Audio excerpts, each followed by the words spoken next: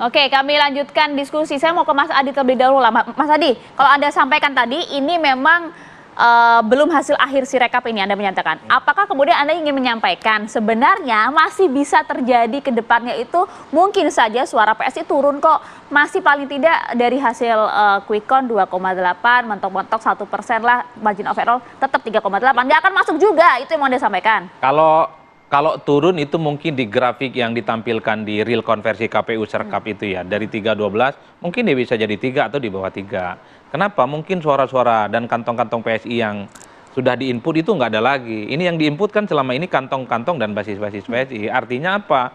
Partai yang lain suaranya kuat, dia nyodok naik, itu secara otomatis akan menurunkan suara PSI. Kemarin P3 di bawah 4, per hari ini di bawah 4 sekian. Muncul lagi, oh iya ya, kok P3 udah lolos nih. Kemarin ada kecurigaan, jangan-jangan ini suara P3 yang disunat dan dimakan Saiton ini gitu loh. Pindahnya ke PSI, kan begitu orang. Publik tuh harus tahu, data ini kan saling sodok. Siapa datanya yang naik signifikan, dia berpotensi menurunkan yang lain. Kalau suara PSI ini di kantong-kantongnya selalu muncul, yang belakangan tadi kita sebut itu, dimunculkan terus dan diinput terus, itu bisa berpotensi bukan hanya PSI yang naik, tapi dia berpotensi menggerus suara partai yang lain. Itulah grafik. Jadi grafik itu tidak bisa dibaca hitam dan putih. Oleh karena itu bagi saya satu-satunya cara untuk mengukur apakah PSI konsisten dengan perolehan suaranya, apakah dia lolos ke parlemen atau tidak. Udahlah, harus dengan hitung manual, itu yang dikawal Pak. Makanya jangan pernah buru-buru, jangan terlampau seudan. Tapi yang paling penting, ibroh dari ini semua, mau idoh hasanahnya. Sebutkan ibroh itu keluar lagi anak pesantren, anak pesantren. Istilahnya lesson learn-nya, ya. Jadi lesson learn-nya itu sederhana. Ayo kita semua pantau bahwa proses penghitungan baik pileg dan pilpres belum selesai. KPU belum mengumumkan secara resmi siapa pilpres yang menang dan kemudian pileg yang kemudian menang. Itu untuk mempertegas warnanya Mbak Titi ya. Karena memang dari UIN ya memang harus seperti itu penyampaiannya gitu. Sebelum ke UKI terakhir mungkin Mbak Titi. Ini kalau kita lihat ya, para elit ini justru malah memframingkannya ini ujung-ujungnya KPU lagi Mbak Titi. Ya wajar ya, Sirekap itu adalah sarana publikasi penghitungan dan rekapitulasi suara. Apa yang harus diingatkan dari lembaga ini?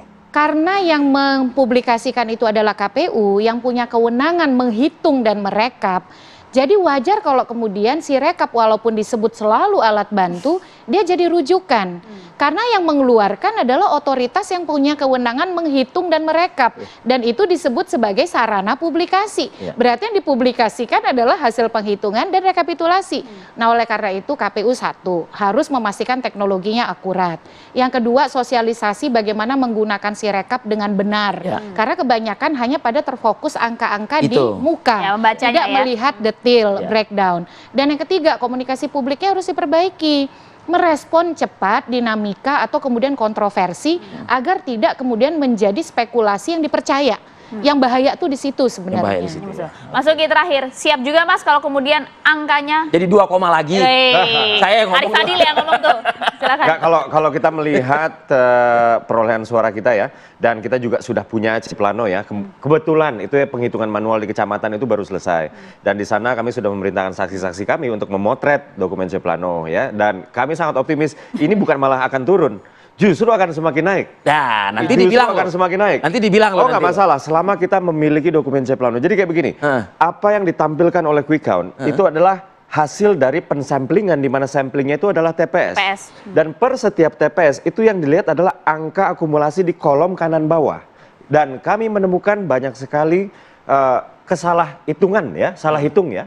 Antara batang lidi, yang dimana batang lidi kan dihitung dari kertas suara ya, yang terus kemudian dihitung satu, kemudian diinput ke akumulasi kanan bawah, ini banyak kekeliruan dan ini merugikan kami, dan itu sudah diperbaiki ya, akan tetapi perbaikannya kan belum masuk ke Sirekap. Klaim serupa kan partai politik lain juga mengakui demikian. Tapi kami betul-betul mengawalnya dengan sangat-sangat serius, dan kami pikir salah satu penyebab kenapa kenaikan kami itu jadi cukup signifikan di Sirekap, rasa-rasanya ini karena penghitungan manual ini kan sudah mulai diinput ke dalam Sirekap, menggantikan apabila ada selisih ya, menggantikan penghitungan AI.